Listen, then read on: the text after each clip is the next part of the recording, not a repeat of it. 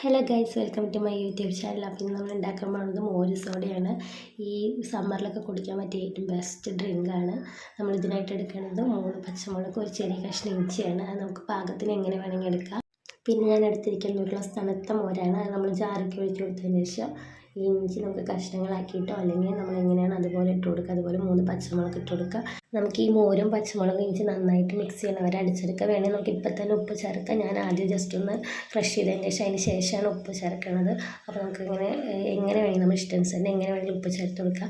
എൻ്റെ സൗണ്ട് കുറച്ച് പോയിട്ടുണ്ട്, ജലദോഷം പനിയൊക്കെ ആയതുകൊണ്ടാണ്.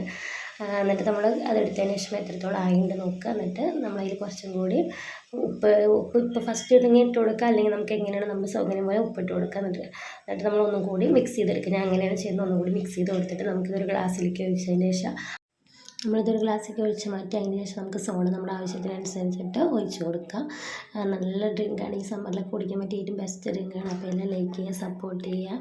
Thank you all.